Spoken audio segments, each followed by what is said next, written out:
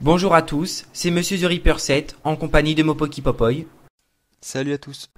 Et aujourd'hui on se retrouve pour une vidéo un peu particulière car nous allons tenter d'expliquer un phénomène de YouTube d'aujourd'hui et je veux bien sûr parler du rappeur Cortex. D'abord, nous tenons à préciser que cette vidéo n'aura aucunement pour but de défendre ou d'attaquer Cortex.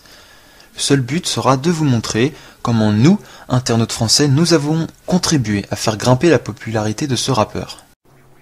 Tout d'abord, je vais rappeler qui est Cortex. Cortex est un rappeur noir du nom de Sébastien Gozlin. Il est né en France le 21 août 1981. Originaire du quartier Les Pyramides d'Évry-sur-Seine dans le 91, Cortex a connu une enfance difficile. En effet, celui-ci a vécu dans des familles d'accueil à cause du décès de sa mère quand il avait 5 ans. Dès 1995, Cortex se met au rap. Dans ses textes, il n'hésite pas à divulguer des messages provoquants, menaçants, voire insultants. Mais Cortex ne parvient pas à se faire connaître auprès du grand public, son seul public étant sa cité dans le 91. Pour élargir sa popularité, Cortex décide de lancer en 2009 une gamme vestimentaire du nom de Gangster de Tess.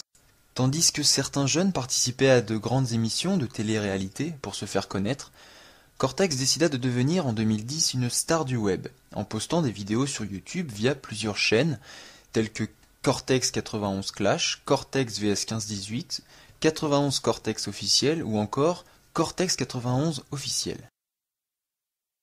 Dans ces vidéos, Cortex décide de faire ce qu'il appelle des clashs, en insultant, dénonçant ou menaçant, le but étant de faire parler de lui à la manière des stars du web. Cortex réussit dès mars 2010 en s'attirant les foudres de Marine Le Pen, actuelle présidente du parti politique d'extrême droite français le Front National. En effet, le rappeur la menaçait dans l'une de ses vidéos de lui faire subir une tournante. Cortex avait donc réussi, sa cote de popularité ayant considérablement augmenté grâce à la plainte de Marine Le Pen.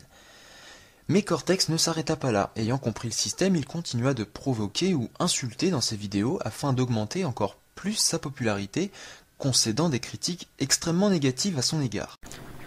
Cortex est donc devenu ce qu'on appelle aujourd'hui un troller, c'est-à-dire une personne dont le seul but est de perturber l'équilibre d'une communauté. Cortex décide de s'en prendre dans ses vidéos au forum le plus actif de France, dont les membres sont âgés de 15 à 18 ans et qui sont passionnés de jeux vidéo et d'internet. L'expression Don't feed the troll ne nourrissait pas le troll en français est parfaitement applicable dans cette situation, car plusieurs vidéos-réponses de membres du forum pullulent sur la toile. De plus, Cortex fut le sujet principal du forum pendant une longue période. Le forum a donc parfaitement mordu à l'hameçon et c'est ce que Cortex voulait.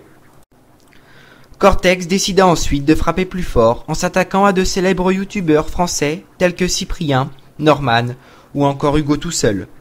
Ces youtubeurs possèdent plusieurs centaines de milliers d'abonnés et ils furent des cibles privilégiées pour le rappeur. Cyprien lui répondit dans une vidéo sous forme de rap. Cette vidéo a aujourd'hui plus de 14 millions de vues et a énormément contribué à la popularité de Cortex. En effet, de nombreux internautes l'ont découvert grâce à Cyprien. Là encore, Cyprien a parfaitement nourri le troll. Certaines personnes pensent même que ce clash était programmé.